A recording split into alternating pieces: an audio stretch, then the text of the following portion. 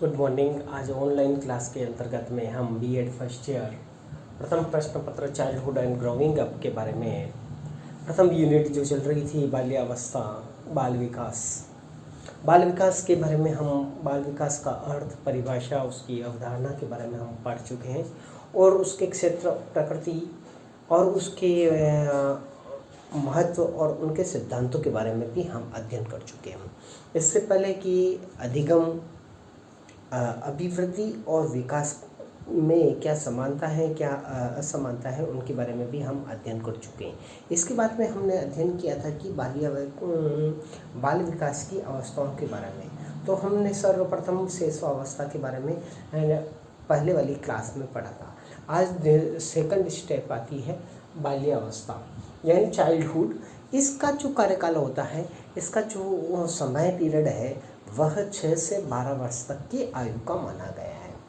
अभी इसमें महत्वपूर्ण बात ये होती है कि इस अवस्था में शिशुअवस्था एक नींव की अवस्था कहा गया है और यह जीवन का निर्माणकाली काल है। कौन सा? बाल्यावस्था। आपकी नींव पक्की हो गई, नींव मजबूत हो गई, तो अब इसके ऊपर इमारत खड़ा करने का समय आ गया है। तो ये इमारत खड़ा करने का समय बाल्यावस्था में आता है। तो हमने नींव शिशुअवस्था में पक्की कर दी और बाल्यावस्था में आते आते हम उसको मूर्त रूप देना प्रारंभ करते हैं। और यहाँ पर इसीलिए कोल और ब्रूस ने इस अवस्था को जीवन का अनोखा काल कहा है। अनोखा काल का मतलब बालक के व्यवहार में बहुत सारे चेंजेबल आ जाते हैं, परिवर्तन आ जाते हैं। बालक के व्यवहार में, कार्य करने के तरीके में, उसके सामाजिक गुणों में, नैतिक गुणों में, चारित्रिक गुणों में, इन सब में बदलाव आ जाते हैं। इसके साथ में ही बहुत सारे बदलाव हो जाते हैं।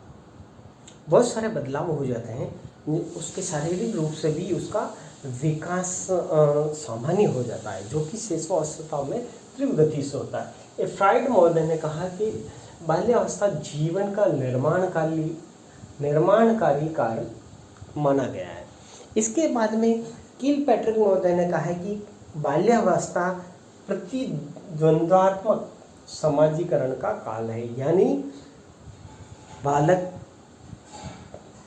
शिशुअवस्था से बाल्यावस्था में प्रवेश करता है और किशोरावस्था की तरफ बढ़ता है।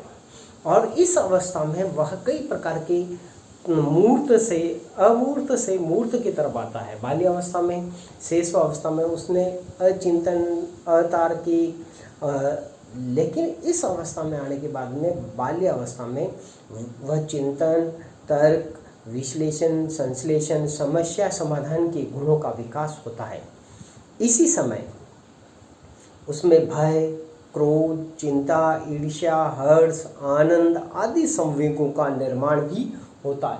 और बालक स्वयं स्वतंत्र और निश्चित प्रकृति में अपने आप को ढालने की कोशिश करता है। वह चाहता है कि वह सामान्य रूप से विचरण करे और इस प्रकार वह अपनी सामाजिक और नैतिक जिम्मेदारियों को निभाता है। इसके साथ में ही इसके उपनामों के बारे में भी हमने पहले पढ़ चुके हैं। इसको वैचारिक क्रिया की अवस्था कहा जाता है। जैसा विचार परिवार से उसको मिला है, उन वैचारिक क्रियाओं को प्रकट करने का समय आ जाता है। फिर शिशुअवस्था में बालक विद्यालय नहीं जाता है। इस अवस्था में प्रारंभिक विद्यालय की आयु भी इसको कहा जाता है। इस समय बालक खेल में अपना समय अधिक व्यतीत करता है, इसलिए इसे खेल की अवस्था भी कहा जाता है। इसके साथ में ही मूर्त चिंतन की अवस्था भी इसको कहा जाता है। इसमें चिंतन किया जाता है और चिंतन के बाद में वह अपने परिवार के सदस्यों से, दोस्तों से, अपने अध्यापक से अनेक प्रकार के प्रश्न करता है, जिसमें वह मूर्त चिंतन करने के बाद में इसमें जीवन का अनोखा काल कहा गया है, निर्माणकारी अवस्था कहा गया है और गेम एज इसको कहा गया है। गेंग एज यानी अपनी हम उम्र की बच्चों की टोली बनाना, ये इस उम्र में सबसे ज़्यादा होता है। फिर आज आगे पढ़ेंगे हम बाल्यावस्था की विशेषताओं के बारे में। पहला है विकास में स्थिरता। इस समय बालक का विकास चलायमान न रहकर एक व्यवस्थित और स्थायी होने लगता है। स्थिरता, यही स्थिरता उसमें परिपक्वता को बढ़ावा देती है। यानी विकास धीरे धीरे क्या करता है, स्थिर हो जाता है, और स्थिर होने के बाद में क्या होता है, उसमें परिपक्वता आ जाती है।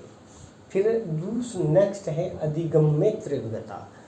तीव्रता का मतलब ये है कि उसमें सीखने की जो प्रवृत्ति है, तर्कात्मक दृष्टिकोण, वह विकास अधिक मात्रा में तेज गति से होता है, और वह प्रत्येक कथन के बाद में क्यों, कैसे, क्या आदि प्रश्नों के माध्यम से उसको जांचता है।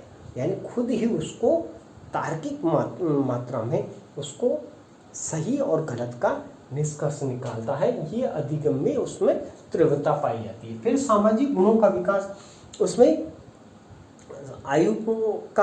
इस आयु का बालक अधिकांश समय विद्यालय में या खेल के साथियों में रहकर व्यतीत करता है।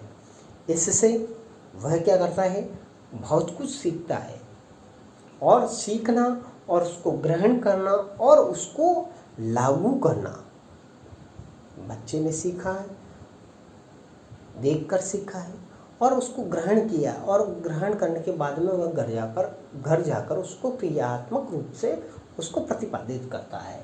फिर इसके बाद में आता है यथार्थवादी दृष्टिकोण। यानी शेषावस्था में बालक कल्पनाशील होता है, राजा रानी वो ठीक है ना, ऐसे कहानियों में विशेष रुचि रखता है। लेकिन अब वह हवाई किले बनाता है और सुख प्राप्त करता है शेषावस्था में। लेकिन इस अवस्था में वह यथार्थ की बात को ज़्यादा दृष्टिकोण अपनाता है, इसलिए इसे यथार्थवादी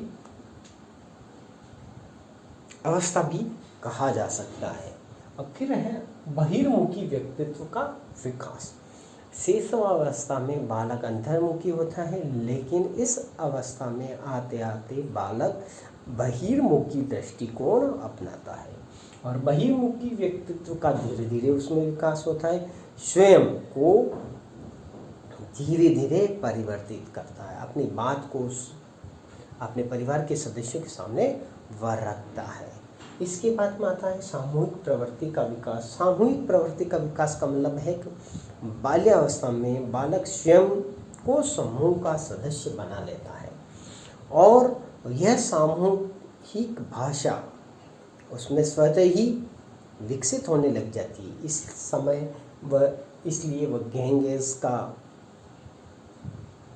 प्रयोग करता है, अपने साथियों की टोली बनाता है, और इस टोली को गैंगेस कहा जाता है। फिर है यौन संबंधी विकास। बालक में